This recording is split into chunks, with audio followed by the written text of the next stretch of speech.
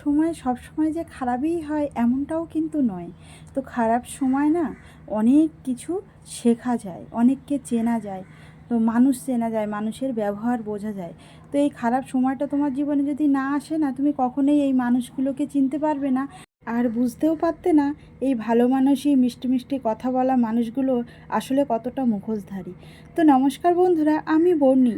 আমার নতুন একটি ব্লগ ভিডিওয়ে তোমাদের সকলকে স্বাগত। তো কেমন আছো তোমরা সবাই? আশা রাখছি সকলে ভালো আছো, আমরাও বেশ আছি। তো আজ শুক্রবার আর এখন বাজে সকাল 6:30। আজকের না ঘুমের থেকে উঠতে একটু দেরি হয়ে গেছে, তো এখন থেকেই ব্লগটা শুরু করছি, তোমরা দেখতে থাকো, আশা রাখছি তোমাদের ভালো লাগবে। তো এই যে দেখো, সকালবেলা উঠে আগে চাবিগুলো খুলে গেটটা খুলে নিলাম, নিয়ে পাম্পটা চালিয়ে দিয়েছি, দিয়ে আর এই যে ফ্ল্যাটের তলায় গ্যারেজটা ঝাড় দিয়ে নিচ্ছি।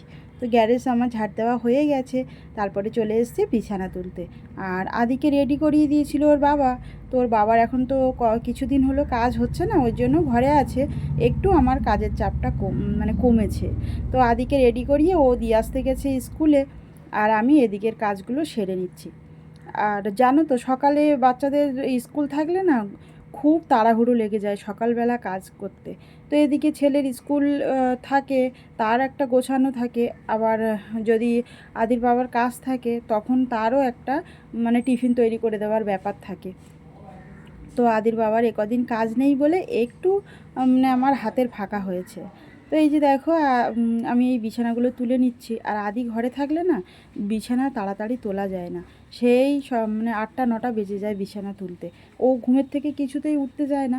তো এই যে কদিন স্কুলে যায় সে কদিন আমার কাজগুলো খুব তাড়াতাড়ি হয়ে যায়। তো বিছানা চাদর তুলে নিচ্ছি। আর এই না কদিন হলো এই কালবৈশাখী শুরু হয়েছে, তো প্রত্যেক দিনই ঝড়, প্রত্যেক দিনই বৃষ্টি। তো কালকেরও বৃষ্টি হয়েছিল রাত্রে, আর একটু ঠান্ডা ঠান্ডা পড়েছিল। তো এই দুটো কাঁথা আর একটা ছোট্ট ব্ল্যাঙ্কেট আছে, এগুলোই গায়ে দিই। আর জানো তো, কাঁথা না আমি সেলাই করতে পারি, খুব সুন্দর সেলাই করতে পারি, কিন্তু আমার একদমও ধৈর্য নেই কাঁথা সেলাই করার। তো তার জন্য আমি কাঁথা একদমও বসি না সেলাই করতে। তাছাড়া আমাকে আর অন্য কাজ দাও, আসন সেলাই, মাফলার সেলাই, কুশি কাটার কাজ, তুমি আমাকে যা কাজ দেবে, তো এমনও এহেন কোনো কাজ নেই যে আমি জানি না। তুমি আমাকে যে কাজটা দেবে, ধান কাটা, ধান বাঁধা, ধান মাথালি দেওয়ার থেকে আরম্ভ করে, তো মাছ ধরা, জাল ফেলা, সমস্ত সব কিছু। তো আমি কোনো কাজেই পারি না, এমন কোনো কাজ খুবই কম আছে বলতে পারো। তো সচরাচর যে কাজগুলো সবই আমি করতে পারি, কিন্তু এই কাঁথা সেলাইয়ের যে ধৈর্যটা সেইটুকুই আমার কাছে নেই। তো যাই হোক, বিছানাটা তুলে নিয়েছি, নিয়ে আর এবার দেখো দুজনে কি খাবো ভাবছিলাম। তো বললাম যে ভাত করব। তো বলছে সকালে ভাত খাবো না। আর আদিকে টিফিন তৈরি করে দিয়েছিলাম, একটু বাটার দিয়ে রুটি সেঁকে দিয়েছিলাম, ও নিয়ে চলে গেছে। আর আমরা দুজন এখন একটু গোলা রুটি খাবো। তো এই যে দেখো, আটাটা আমি সুন্দর করে গুলিয়ে নিয়েছি, আর এতে না একটু চিনি দিয়েছিলাম, দিয়ে আর এই যে গোলা রুটি করে নিচ্ছি। তো দুজনে সকালের টিফিনটা এইটা দিয়েই করব। আদির বাবা খুব একটা মিষ্টি পছন্দ করে না, মিষ্টি রুটি বা মিষ্টি জাতীয় কোনো খাবারই ও পছন্দ করে না। তো ও বললো আমি বেশি খাবো না, আমাকে দুটো দেবে। তাও আমি খাবো কি না বলতে পারছি না, কিন্তু আমি তো খুবই পছন্দ করি মিষ্টি। মিষ্টি হলে না আমার আর কিচ্ছু লাগে না। তো কম করে করতে বলেছে, কিন্তু করতে গিয়ে না অনেকটাই বেশি হয়ে গেছিলো।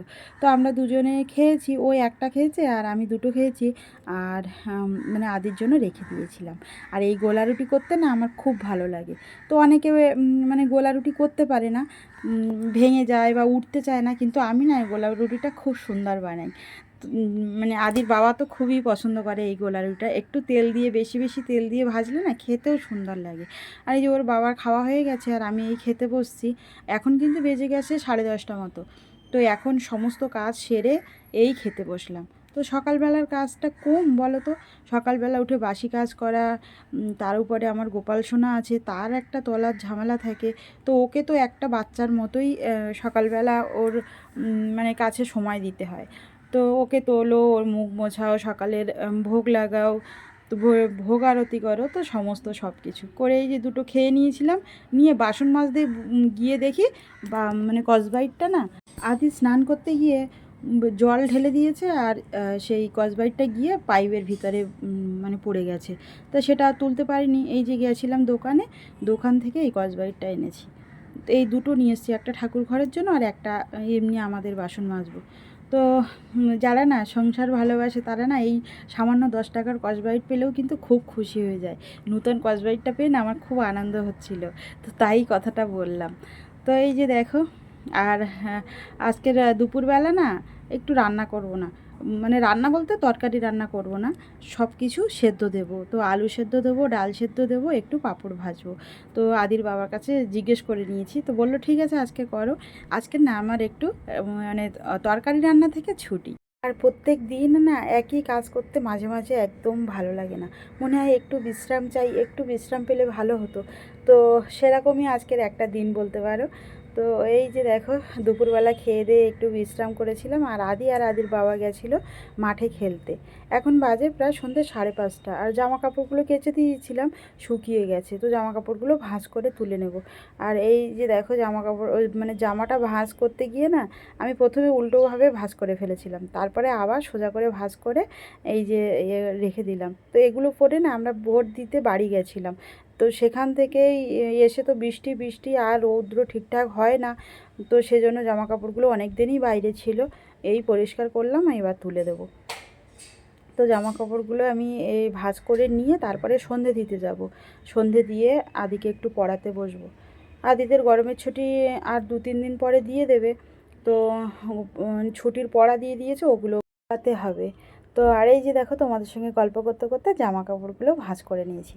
তো মেয়েরা বলে না যে কাজ করব না, কিন্তু কাজ কিন্তু মেয়েদের হাত থেকে মানে ফুরায় না।